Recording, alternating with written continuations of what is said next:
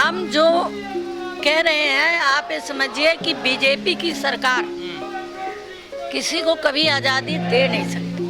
BJP की सरकार पूंजीपतियों की सरकार है। जो पूंजीपति के हक में होगा वही करेगी। आप ये बताइए कि ये जो कोरोना के आड़ में लॉकडाउन चला है, सरकार कितनों को राहत दी है? ये सरकार किसान विरोधी, मजदूर विरोधी, जनता विरोधी, केवल पूंजीपतियों के साथ। वो कह रहे हैं कि हम किसानों को गुमराह कर रहे हैं, लेकिन वो जनता को मंदिर मस्जिद के नाम पे गुमराह करके और वोट लिए हैं और वोट लेते आए हैं। अब मंदिर जरूर बनवाना शुरू कर दिए, लेकिन आगने वाले बीच में बीजेपी सरकार नहीं आ सकती।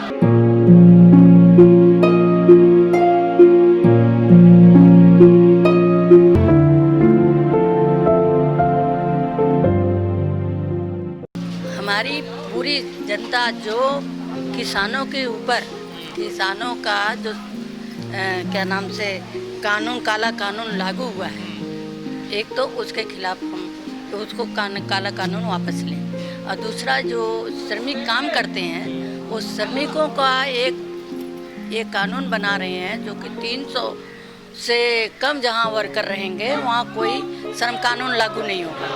तो ऐसा 70-75% कारखाने हैं जहां से 300, 250, 200, 150 इतनी वर्कर हैं। तो जो आज तक कानून चल रहा था उसको खत्म कर रहे हैं। तो हमारा यही मांग है कि कानून वापस लो, मजदूरों की सुरक्षा श्रम कानून लागू करो, और इंस्पेक्टर राज जो ख़त्म किए हो उसको लागू करो। कारखाने के अंदर इंस्पेक्टर जाके जांच करे, और जैसे ये कोरोना के आड़ ले करके जनता को भूखे मार दी, वही तो है कारखानों के अंदर कि मजदूरों की मजदूरी बढ़ाने का कोई इनके श्रम कानून में कोई कानून लागू नहीं है।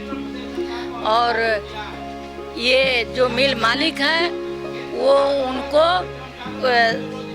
PFSI ग्रेजुटी जो उनके हक में मिलता था, जो परमानेंट थे, उनको भी ठेके के अंदर भेज। किसान सबसे बड़ा देश के अंदर किसान है। किसान का ही दिया हुआ रोटी सरकार भी खा रही। किसान अपने अधिकार को समझते हैं और सरकार किसान के खिलाफ, किसान रोड पर उतरे हैं।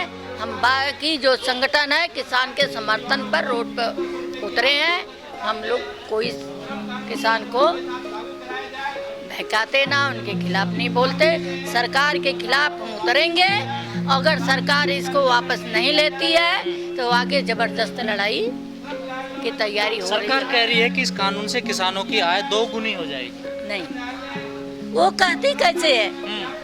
पर्सनल तौर पे लोग जनता के बीच में उनकी मदद किए हैं। उन्होंने कहा 11,000 करोड़ रुपए हमने खर्च कर दिए। कहीं भी नहीं कमे हैं, उनके खाते में है। जो चंदा मांगे हैं खुद प्रधान मोदी और उनके खाते में गया है, वो पैसे का कहीं लेखा जोखा नहीं, उसका कहीं हिसाब किताब नहीं है।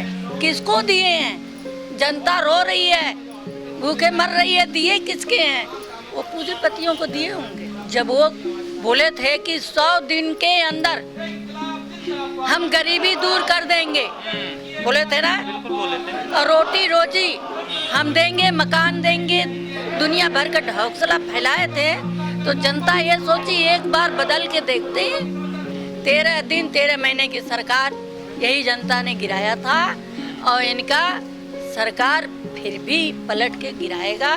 केवल मजदूर ही नहीं, पूरा आपने भी कहा ना कि किसान, मजदूर सब मिल करके इनको गिराए। बिल के पीछे इनका बहुत एक घमंड अहंकार है। अहंकार ये है, इनका अहंकार ये है कि मैं पूरा बहुमत में हूँ, मैं पास कर दूंगा। इसका कोई विरोध करके क्या करेगा? सहयोगी तो विरोध कर रहे हैं, इस्तीफा भी दिया है ना। लेकिन सहयोगी कर रहे हैं, लेकिन वही तो है ना कि हम विरोध कर रहे हैं लेकिन अंदरूनी हम उनकी मदद कर रहे हैं।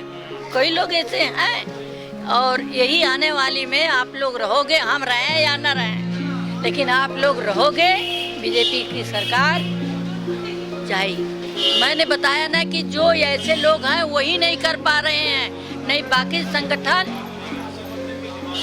एक है और एक मुद्दे को अब इसको उठा करके एक तख्त पर बैठ के चल रहे हैं। इस मुद्दे को उठाएंगे और आपके बीच में आप लोग तो मैं कह रही हूँ कि मैं रहूँ या ना रहूँ, शुगर की मरीज हूँ, कब क्या हो जाए नहीं जानती, लेकिन आप लोग रहोगे। बीजेपी से टक्कर लेने के लिए अब जनता तैयार है।